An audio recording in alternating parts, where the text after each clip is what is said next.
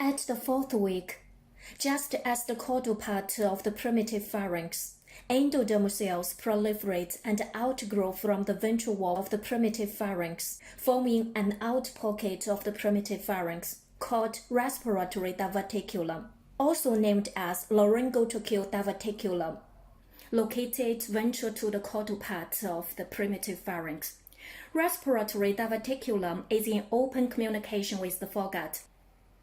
When the diverticulum expands caudally, two longitudinal ridges or folds develop in the laryngotracheal diverticulum, approach with each other and then fuse to form a partition, tracheoesophageal septum. Because of the formation of the tracheoesophageal septum, the foregut is divided into a dorsal portion, the esophagus, and the ventral portion, the trachea and lumbars. The respiratory primordium maintains its communication with the pharynx through the laryngeal orifice. Abnormal partitioning of the esophagus and the trachea forms tracheoesophageal fistula. There are many kinds of abnormal partitioning, in which deviation of the tracheoesophageal septum in the posterior direction is common, and accounts for approximately 95% of tracheoesophageal fistula. It's always accompanied with esophageal atresia. Esophageal atresia prevents the normal passage of the amniotic fluid into the digestive tract, resulting in the accumulation of excess fluid in the amniotic sac. This is one reason causing polyhydramnios.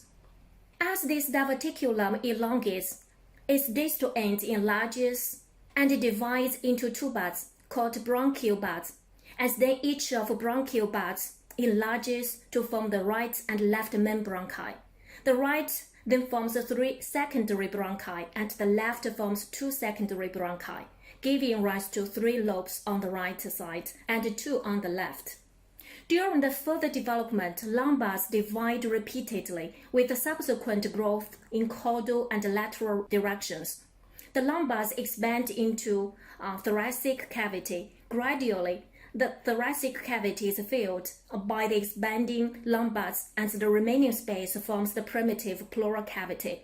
By the end of the 6th month, approximately 17 generations of subdivisions have formed and alveoli have developed. However, during the 6th month, only type 1 alveolar epithelial cells have developed, no type 2 alveolar cells during the 6th month. During the 7th month, type 2 alveolar epithelial cells have developed. Still remember the function of the type 2 alveolar cells? Produce surfactant and lower surface tension. Surfactant counteracts surface tension forces and facilitates expansion of the primitive alveoli.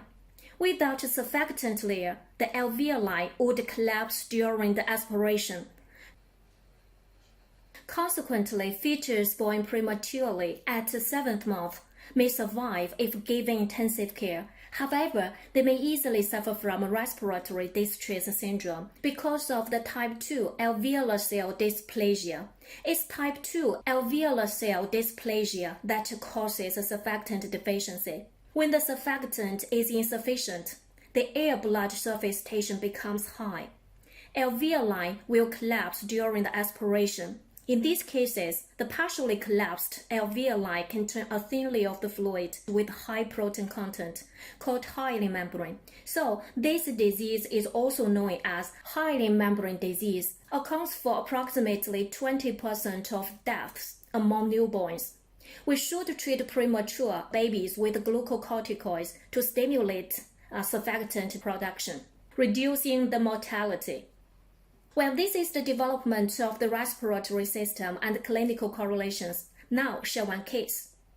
Within hours after birth, a baby whose mother is diabetic had a rising respiratory rate and labored breathing. The baby became cyanotic and died. Post-mortem histological examination revealed collapsed alveoli lined with eosinophilic material. What's your diagnosis? And explain the embryological origin of this disease.